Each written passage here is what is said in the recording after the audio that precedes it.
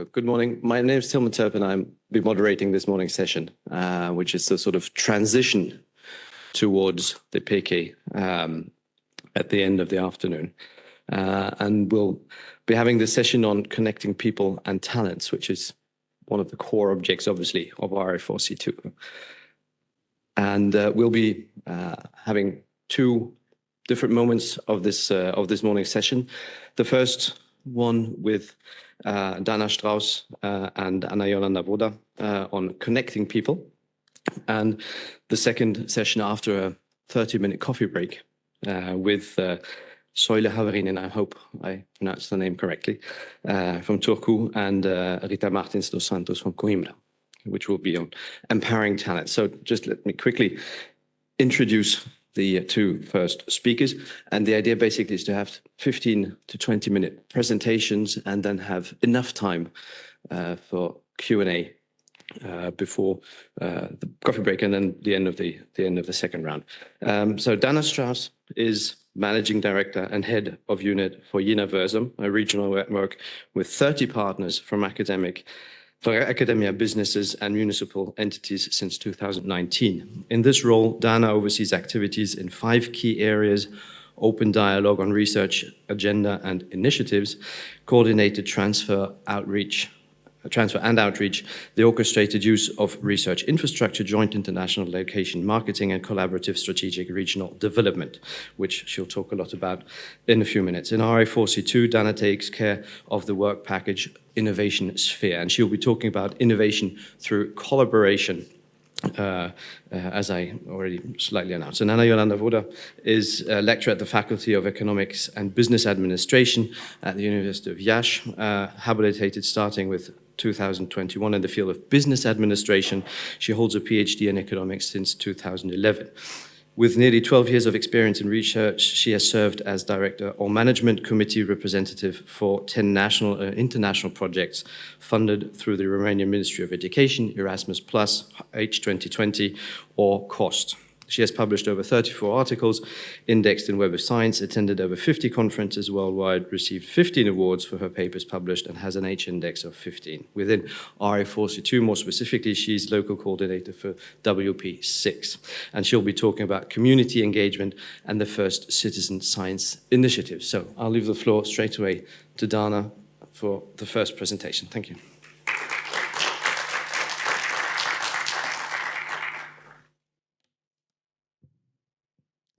Thank you very much, Tilman, for the introduction. Hello, everybody. Good morning here in Poitiers and also online. I still need the presenter. Up there. I don't need the presenter. Thank you. I just have to find the presenter. Now I have the presenter. So the topic of my presentation today is going to be innovation through collaboration. And, the first question is, why do we need that? Because, you could be a brilliant mind innovating all the time. But really the benefits of collaboration are about the different viewpoints and the expertise from different backgrounds, different stakeholders for more creative solutions.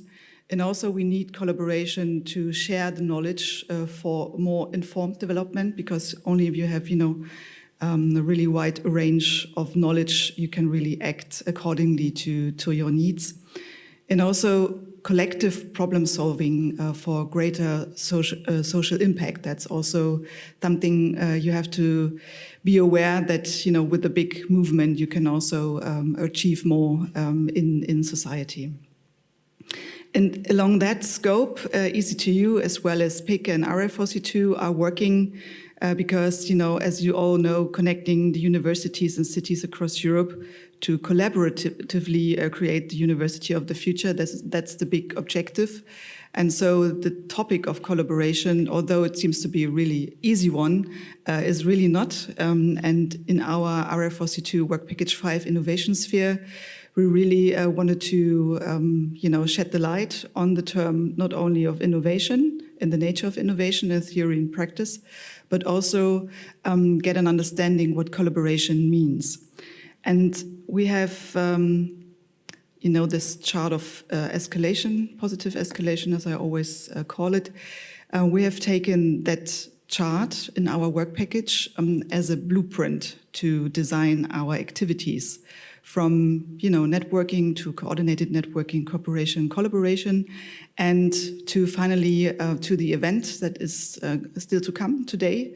The Pan-European Knowledge Ecosystem is to be launched, and we're really excited about that later today. And what I would like to do in my presentation now is to show you what we have done at each stage, and to get an idea, and also for your activities, in your universities or during your studies, if you want to bring different people together, you can really think about what level do I need? What activities do I need to reach my goal at a certain level? Is it enough to have a networking event, or do we have to develop more towards cooperation and collaboration? But let me show you the examples. For networking, you can see, the stage on the upper left corner. For the networking stage, we connected the so-called lighthouses of innovation. And some of you might know, and also I would like to welcome the lighthouses. They are here. They have a parallel meeting going on in Poitiers yesterday. And we started 3 years ago with connecting them, with having meetings. We had a little survey among the lighthouses so that the lighthouses could get to know each other. And also we've done a little matching exercise and put their profiles on the website so that also other people would be able to find the partners, to find the so-called lighthouses of innovation. Then we moved on from, simply sharing basic information to implement structured communication and create collaboration frameworks for the next step as a preparation. And so we created the LinkedIn group on innovation and entrepreneurship. You're free to join if you like to be part of that group. And also we had some, in-depth workshops on the so-called recipes of innovation. Recipes of innovation is a low threshold publication I will talk about in a second. And we really prepared that, and we went all in with the cooking metaphor because, the recipes of innovation, and we asked the lighthouses, what are your recipes, secret recipes of cooking innovation? We asked about the hungry customers. So we really, we were really into cooking at that point. But also, and that is also important, not to just have the online meetings, but to meet in person. And you can see here in the picture, taken during the Entrepreneurial Week in Jena. And of course, yesterday we have lots of more pictures from our meeting of the lighthouses, which went, as I heard, really, really great. And I'm looking forward to hear the results also later today regarding the future. Okay, so everybody, knows each other. They are connected. They already have seen some similarities and also brought up some ideas on how to proceed to the future, what to do. And so the next step that we've, done is the recipes of innovation to engage in a joint activity. And at that stage, everybody submitted their best practices and how to foster innovation and how to bring people together, nice formats, nice methods, and we collected them all in the recipes of innovation, 21 best practices. You can download them on Zenodo as an open source format. And, all the partners contributed their favorite recipes there, and we also summarize the workshops that we held with the lighthouses in the first chapter. And you could see here, if you want to have some inspiration about the corporate corner, that's a best practice from Turku, and also the Born Global Festival, that's a best practice from Jena, and so on. Have a look, it's really innovative, the methods, and see if you can also apply them in your context. Another example of everybody bringing something to the table, their own topics, their own expertise, is the virtual lecture series Innovation.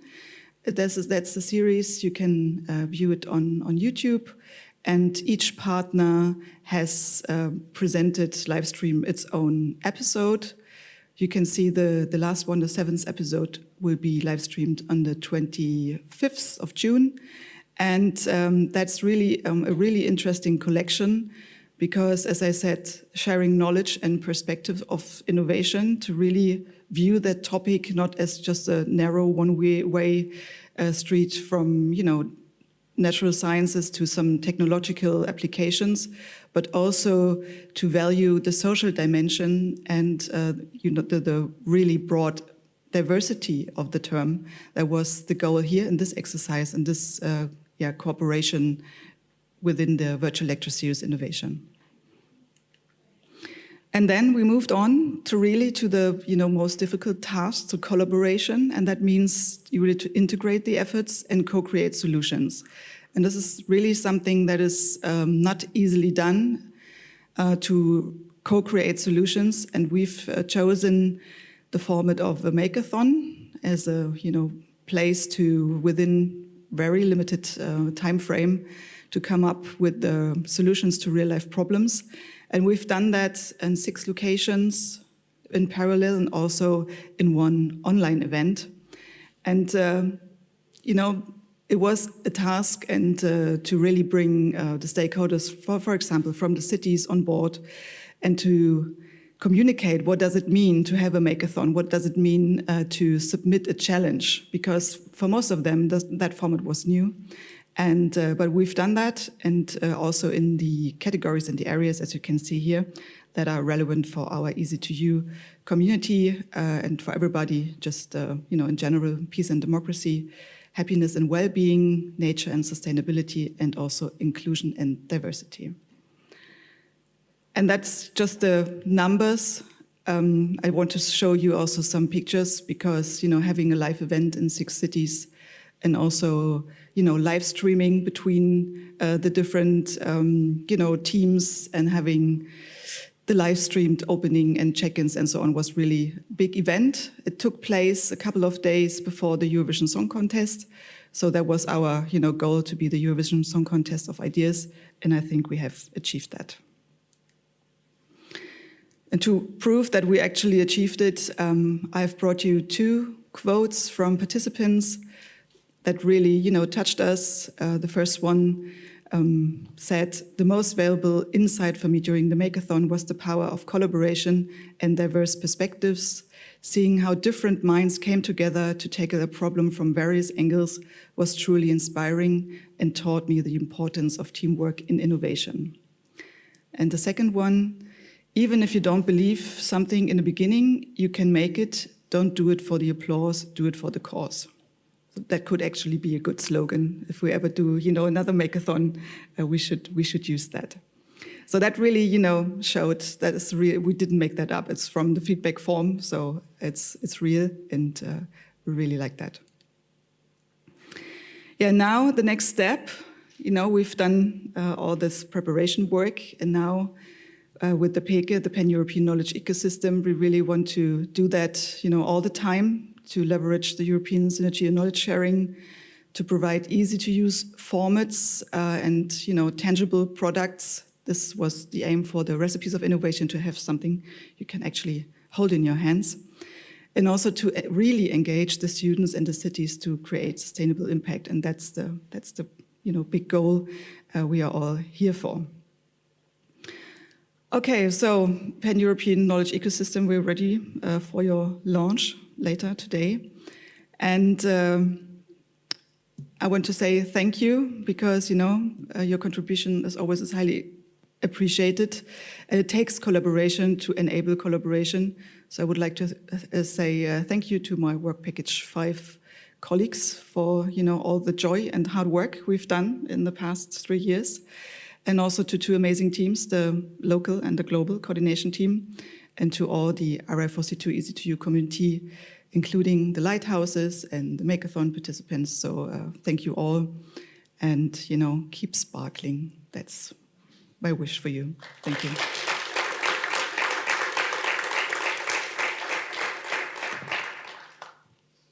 So I will present today some information related to citizen community engagement and the first citizen science initiatives that we were able to have within our working package 6.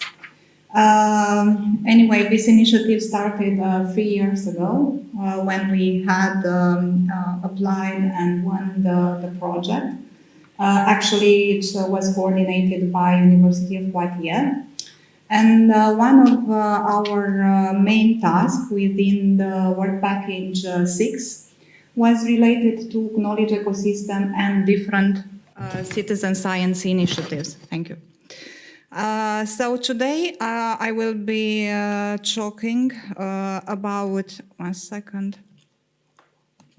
I will be talking about two major topics. The first topic is related on how we were able to select our citizen science champions, because this was the main framework for our working package 6. And the second one is the initiatives that we already had and the project that we were able to implement involving different citizens, and if the project are going to be approved in different stages. So far, just a short overview about our work package 6, which is related mostly to knowledge ecosystem and citizen science projects. So these were one of our main objectives that we need to accomplish during the 3 years of the project implementation. So we focus not only on citizen science and analysis of local knowledge ecosystems. Our main focus was also on the instruments to measure citizens' engagement in citizen science projects, to identify relevant topics for the living labs that we launched and created. Their official launch was actually in February 2024, so not so long time ago. And we also created the 3 living labs, which are existing in the same or similar framework with the virtual institutes, and also to design citizen science projects that were submitted for funding. And for my perspective, this is the most important thing that we've done so far, because we were able to move the project one step further and to involve real stakeholders and citizens in the process. How we first started? We started with the selection of relevant research and innovation topics for citizen science. And in order to achieve that, we have different activities that we implemented 1.5 years ago, starting with 2022, actually. We were able to implement, with the help of our partners, 7 focus groups, meaning 1 focus group in each university. We were able to implement 1 survey and to organize 1 international conference and 3 world cafes, which gave us, for my perspective, an important input related to the research and innovation activities within our partner universities. And also by the level of the involved stakeholders and different entities, how, if they decided to actually involve citizens in the process, because this is what we try to find out, meaning that if their budget was directed to research and innovation process as well, and also if they really involve citizens in their activities. For instance, one example that I mentioned here on the slide, it's related to the survey that we implemented. We were able to gather more than 112 entities from each partner, from all the partner universities. We pre-tested firstly the survey, and afterwards we move 1 step further and implemented in 2 rounds. 1 round in June, August 2022, and the other one in September, October 2022. So the biggest inputs from those were related to research and innovation backgrounds of the entities and citizen science. Also, we have some general information about them and social demographic data as well. So when I'm talking about the stakeholders, we refer to the following key actors of the pan-European knowledge ecosystem. I refer to the university, innovative startups, local authorities, venture capital sponsors, service organization, and incumbent firms. So what we have done, we try to gather from each category of stakeholders different inputs, and each partner help us in translating the survey, because the survey was applied in their native language. So we were able to analyze afterwards the data and to have relevant inputs of the main thematics that are relevant for our living labs. So this was actually the main results from the survey and the focus group that we were able to do. In Romania, for instance, we used for the entities only those who belonging to a specific activity object code, because we want to select only relevant actors. Yeah, so this was apply qualitative and quantitative criteria for all the university and partners in our alliance. So we have the same criteria for selecting the relevant entities in the project. Our main results, I don't know if it's very clear on the slide, was that we were able to select the champions, the citizen science champions, meaning those entities who really involve citizens in the process.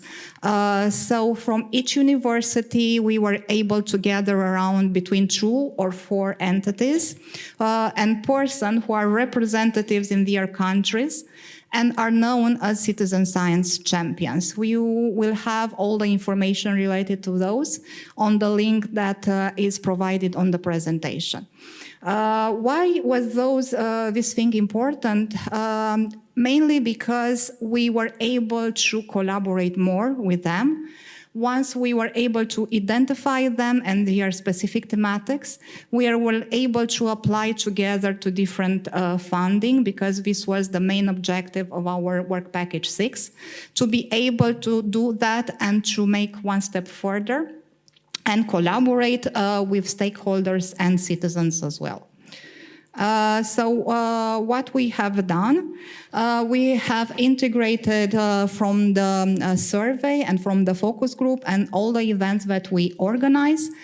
We were able to identify 3 main topics, 3 main thematics that actually became the main thematics for our living labs, meaning healthy home office habits, languages and communities and cultural biases, and perception of the building environment, indoor environment, and quality of air. So we already officially launched all the 3 living labs in February 2024, a conference that was organized with the help of our partners as well. And we have the opportunity at that event to see different stakeholders and their main activities related to the living lab topics. So why was that so important for us? At least from 2 perspectives, because for our working package 6, it was really important that we really involve members of the public in the scientific research. We want to increase awareness and understanding of the scientific issues. So empowerment through participation was the main goal for our work package 6. And the second one was related to fostering collaboration and knowledge exchange between our university, our city, and the cities from the Alliance. So we consider that we better address complex scientific challenges more effectively by doing that. And of course, all this kind of initiative facilitates knowledge exchange between different groups, break down traditional barriers between experts and the public. This helped us achieve what we wanted, actually, and to apply different projects through European and national competition as well. It was a little bit difficult because we have to integrate all the projects in the thematics of the living labs.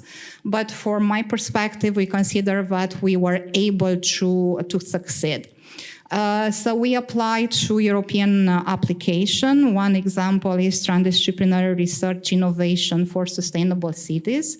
It's a project implemented with my university as a partner and was coordinated by our side by Professor Ionel Mangalagiu. And the project call integrates in Horizon Widera 2023. Another example, it's a European prize competition, but we apply as a team, meaning 6 universities from the Alliance. It's a competition launched by the European Commission, a competition that offer prizes for the best citizen science projects, actually just one. We will know the results in June. Hopefully we will succeed with our application as well. All the members from the Alliance participate and help us in the application. Another example, also European application, was a project within Romania and France. Actually, it's related to one of our living labs, related to the healthcare thematic, and was applied 2 months ago. And with the help with the University of Poitiers, the hospital associated with the University of Poitiers, the department from economics from there, and also our university as well as main coordinator of the project. The project is, if it's going to be accepted, it's financed by our Ministry of Education in partner with the Ministry from the Education from France. Another types of application, because we had to apply at least one application from each living lab thematic, was related to the national competition. One thing that I need to mention that in all the application we consider integrate citizens. So they were integrated in different activities, starting with collecting the data, analyzing the data, and so on. So in each type of the project, we were able to consider them and to better disseminate the project results even further. The national application, we have 3 national applications through, it's called, hopefully I'm pronouncing, I translate it in English right. It's experimental demonstrative projects, are a national project that involves different members from the university, but also stakeholders. This was actually one of the main criteria, the eligibility criteria. So my colleagues from the working package 6 were able to apply from 3 this type of projects. The funding, it's around 150,000 euros each for the project. They all related to our 2 living labs with the sustainable cities and communities, and not at least with the one related to healthcare. And one last application, as I'm not going to take much of your time. One last application, it has been implemented by University of Poitiers. It's related to better aging at home. An international living lab on life habits and health. It's called In Motion. And the leading university is University of Poitiers and Laurent Bosquet. And we are also involved in this project as well as part of our work package 6 project application. So this is what we have done so far. Thank you very much for your time.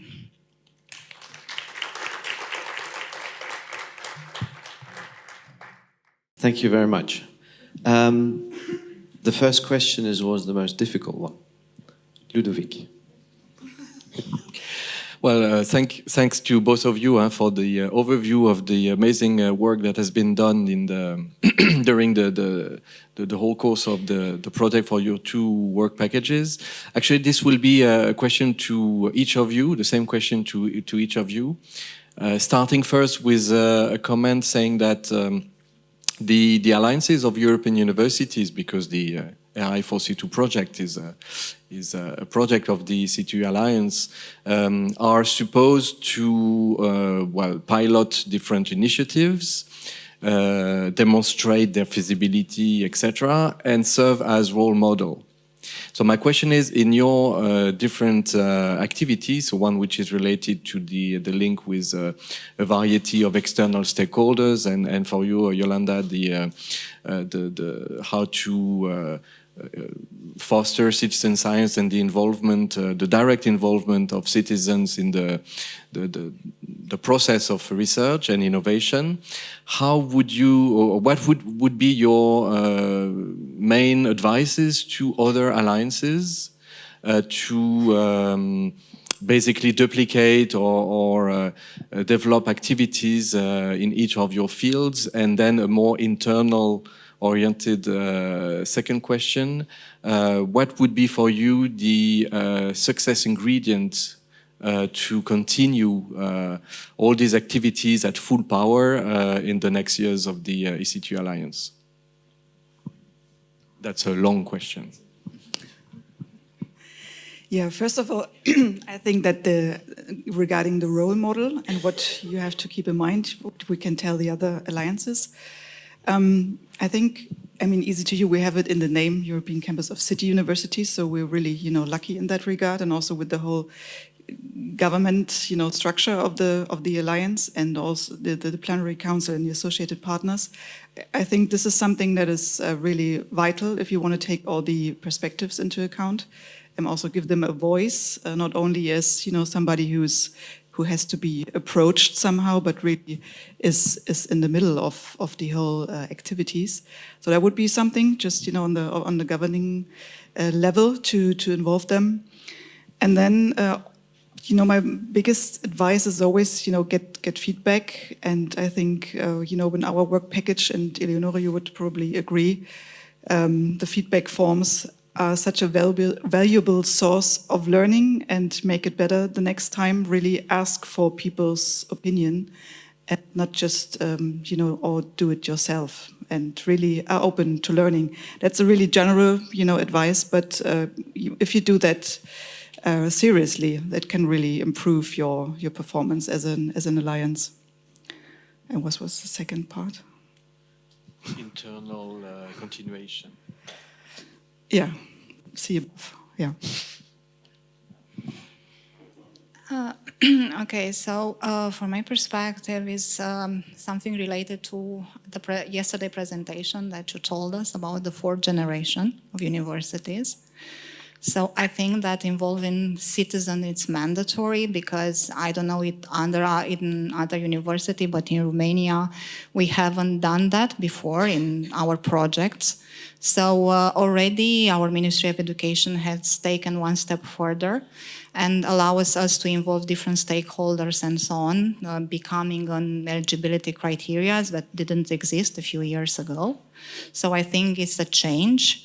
We have to think outside the box, because meanwhile our university and the project that we implemented so far, we just work between different university and colleagues, and do not involve external experts and so on. By external experts, I refer only to entities and to citizens as well, because actually the impact of the project, it will be reflected on citizens. So this is the main issue that we need to take into consideration. And in order to answer to the second question related to the follow-up steps that we need to do, I think it's a very good alliance that we have between each other. And what I appreciated more being here, it's the community that Ludovic actually was able to create. Because once I was integrated here, I feel like I'm part of a bigger family. And I didn't felt outside the community, but everybody tried to help me better integrate it. So I think this could be one thing to do, to communicate better between us and to try to evolve all together. And besides that, I think we are already making the necessary steps in our progress, because we do not stop here with our collaboration. We make one step further, not only with EC2U, but also with different project applications, where, for instance, we are planning in 2025. So the collaboration is not stopping here. It's evolving, and it's constantly evolving. So, yeah. Perhaps while the microphone goes to the next question, I have a sort of itchy follow-up question to Ludovic's, which is basically oriented towards, well, the process and impact. Quite often you notice that you, be it in citizen science projects or other or lighthouses of innovation, you have the usual suspects, those who come to every event, etc., etc. So how do you actually manage to engage citizens in this kind of projects? What's the concrete process?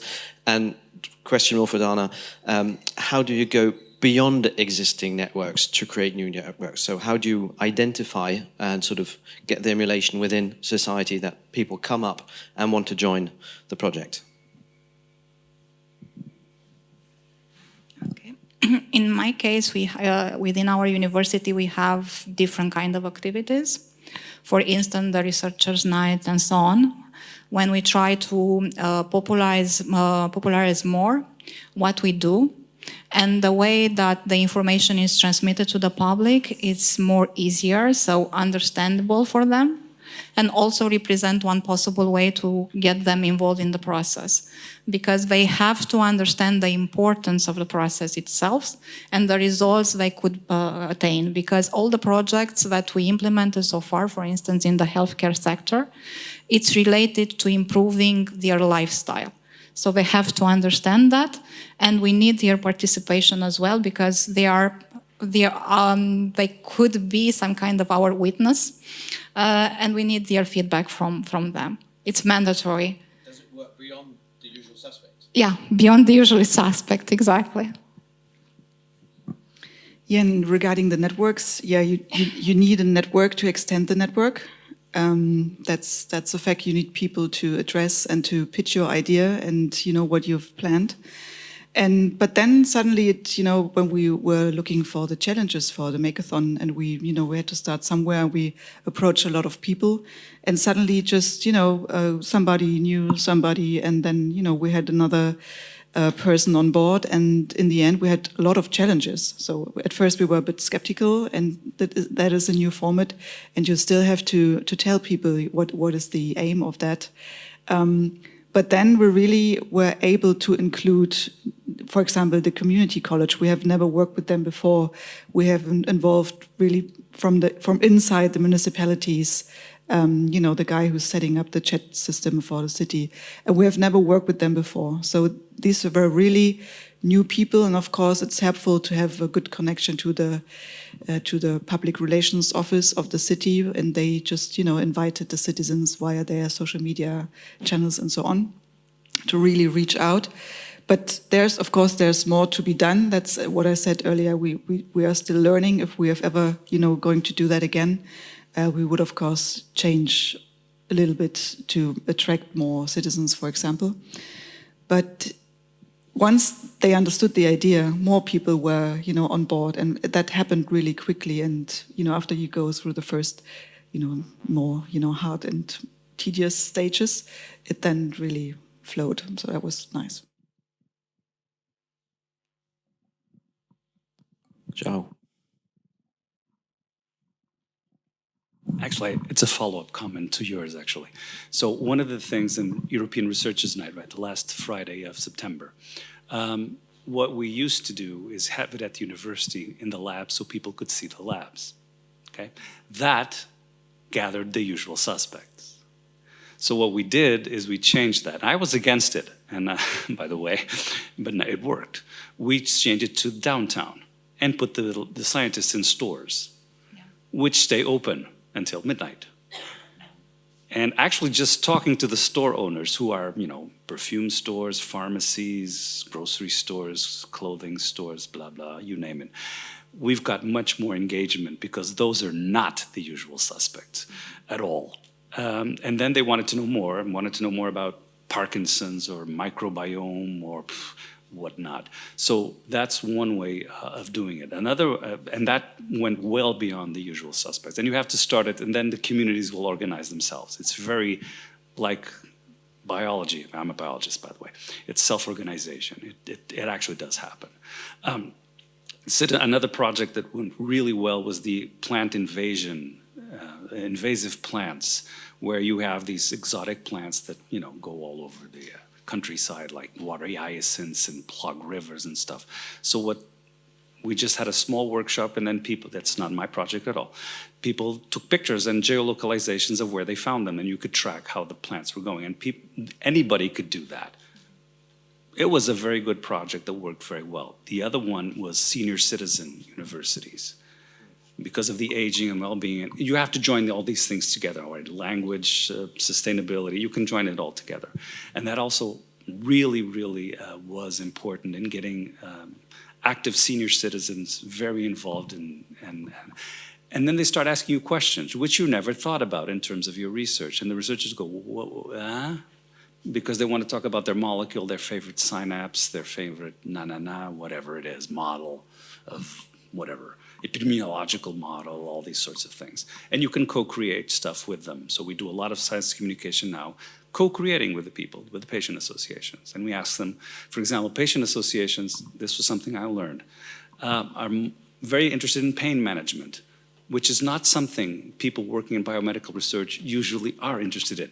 They also are interested in quality of living, which if you're studying mouse models of whatever, that's not really your goal, okay? Sorry, again, my example's from my field, sorry.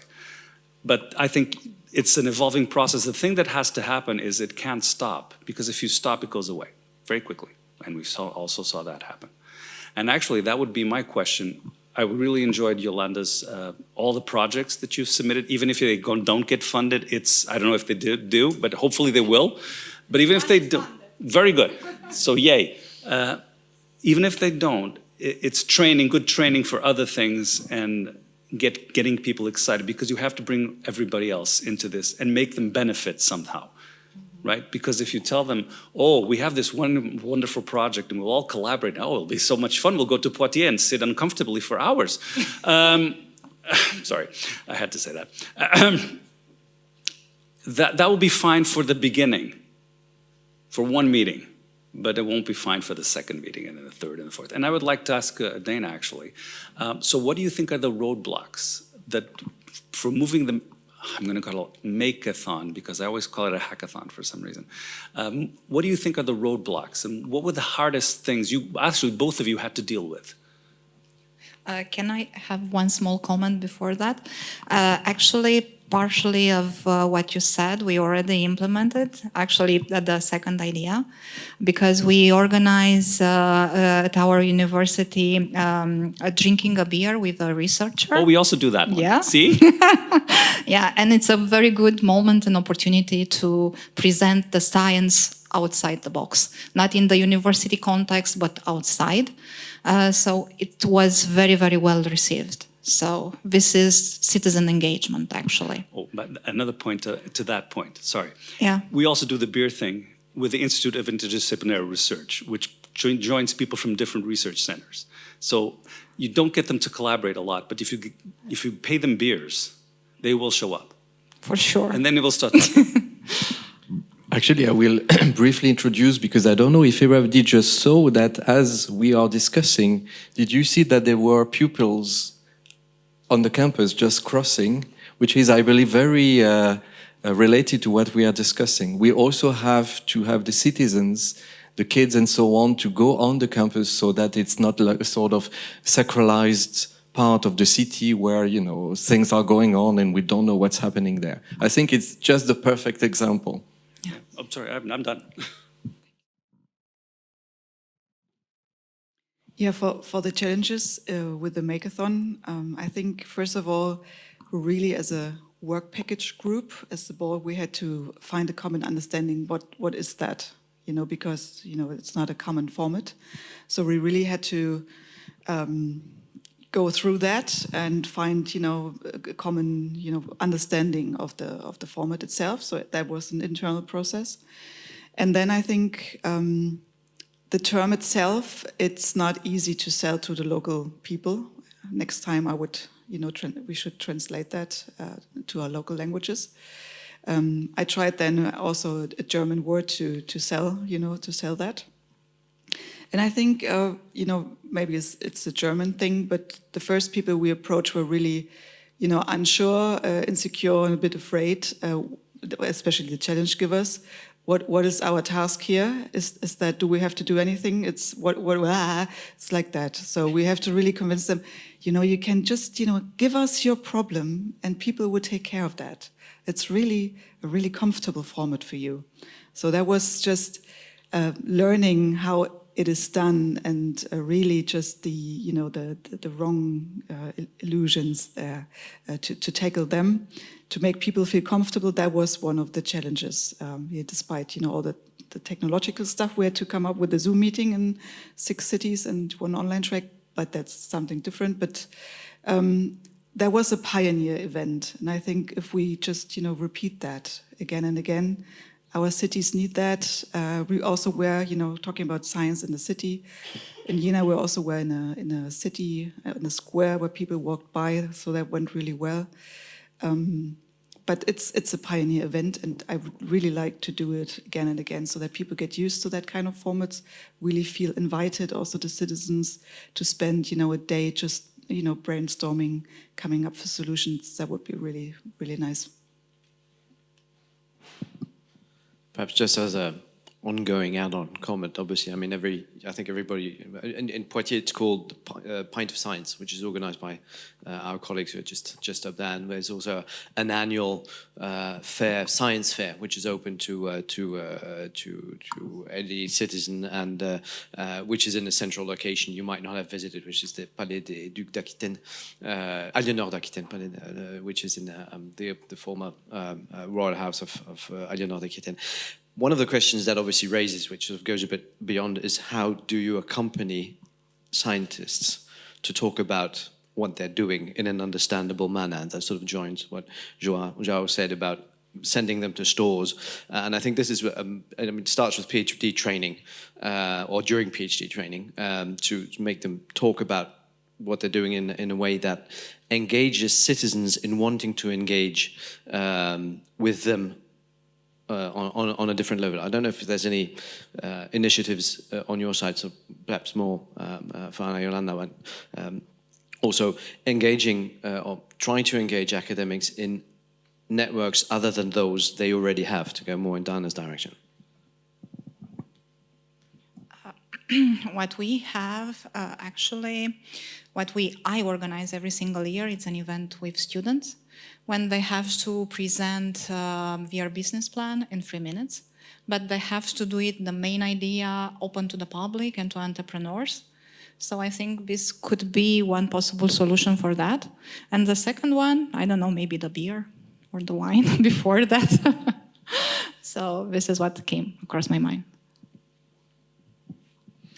We're talking right now about sending PhD students to if they come, from a village nearby, to send them back to their village to present their research.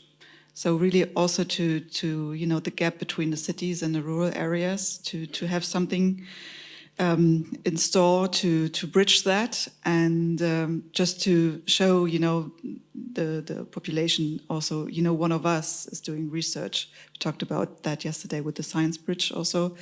And we are right now at the, one of our partners are the Max Planck Institutes, and they want to integrate that into their the PhD training of their students, to the students going back to their villages or just going outside of the city and the institutes to other areas to talk about their research. I always forget the second question today. I'm sorry. Okay, so we're done, yeah. Two very practical questions. Yolanda, you talked about the toolkit, and Dana talked about the cookbook. Do you have any idea of how far it is disseminated, how much it is used? I mean, how many downloads, for example, of the cookbook, and do you have any feedback on people using it, the toolkits, etc., positive or negative, saying, this is sort of not adapted to what we're doing, and will there be a second version in the sense of developing, taking the feedback that was given? And the second question is perhaps more for Yolanda on working with schools as sort of the first step to future citizen science, so educating citizens. For the distribution of the recipes of innovation, the cookbook, I think we have now maybe 80 or 90 downloads on Zenodo. And last month, we just sent, physical, the printed version out to the partners. And also, of course, you can also print it yourself. It was not me, sorry.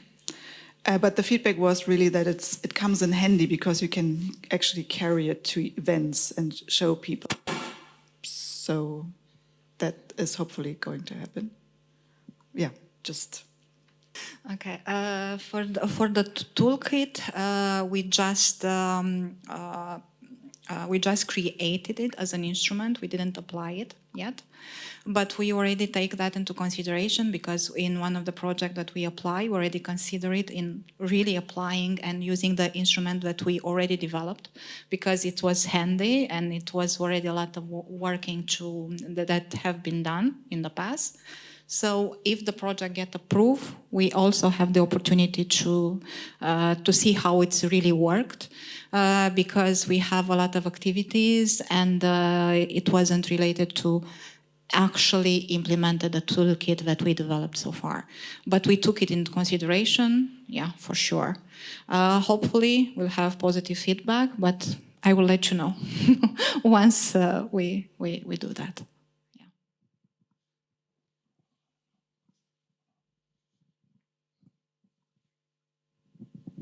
I don't know if there's any further question. There's most likely to be a few questions during the upcoming coffee break. So thank you very much, Yolanda and Dana, for this first round. And I suggest that we have a 30-minute coffee break now, which sort of gives us enough time for the second round, and then be very much on time for the group photo. So thank you very much.